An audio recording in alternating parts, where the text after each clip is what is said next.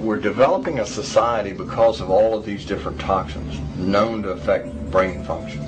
We're seeing a society that not only has a lot more people of lower IQ, but a lot fewer people of higher IQ. In other words, a dumbing down, a chemical dumbing down of society. So everyone's sort of mediocre. That leaves them dependent on government because they can't excel. We have these people of lower IQ who are totally dependent. Then we have this mass of people who are going to believe anything they're told because they can't really think clearly. And very few people of very high IQ who have good cognitive function who can figure this all out. And that's what they want. So, you can kind of piece it together as to why they are so insistent in spending so many hundreds of millions of dollars of propaganda money to dumb down society. The secret organizations of the world power elite are no longer secret. They have planned and are now leading us into a one-world communist government.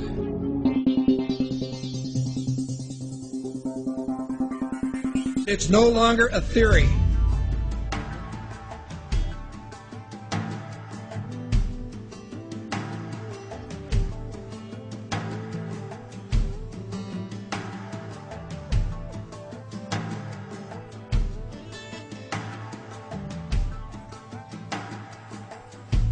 The German philosopher Johann von Goethe once said, "There are none more hopelessly enslaved than those who falsely believe that they are free."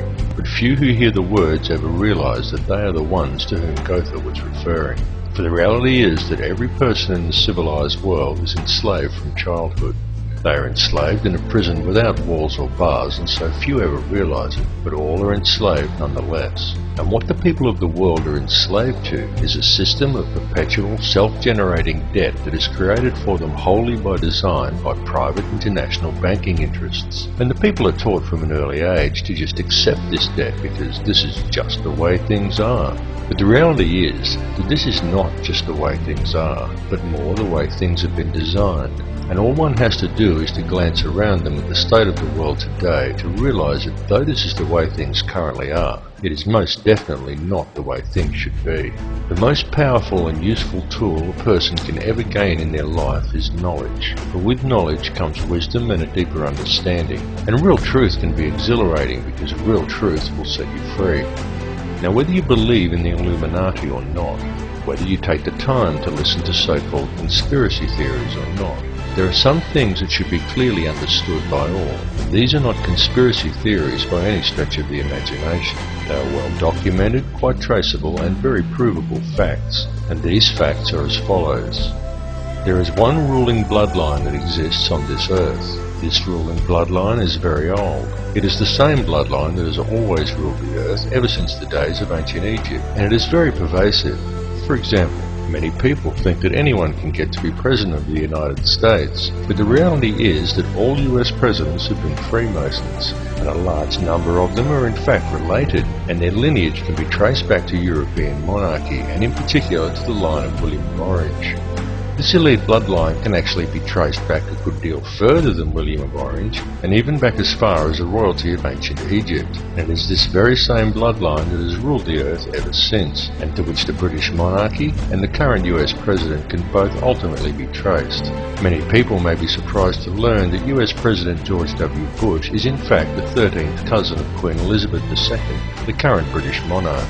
Reverence for the royal bloodline and worship of Amun-Ra is still carried out in the world today, though it is veiled and secretive, but the symbolism remains true, as always, hidden in plain view. Adherence to such traditions is why each of the 3 city-states of London, Vatican and the District of Columbia all have their own obelisks. The London obelisk is also accompanied by 2 sphinx wrought in the image of Tutmosis, indicating that it is in London that the royal bloodline actually resides. The fact that out of all the pharaohs to choose from, the London Sphinx depicts Tutmosis is actually very telling indeed for a number of reasons, but that is another tale. The British monarchy is steeped in ancient traditions and symbolism, and they do not attempt to hide these connections. They just don't mention them or answer questions about them. But the signs and symbols are right there for discerning eyes to clearly see, again, as always, hidden in plain view. Just a look at the royal coat of arms, the royal regalia and the coronation throne clearly demonstrates these connections. And the evidence linking these rulers to the one bloodline does exist. All the information to verify these claims lies within the public domain. It is up to each of you to connect the dots yourself.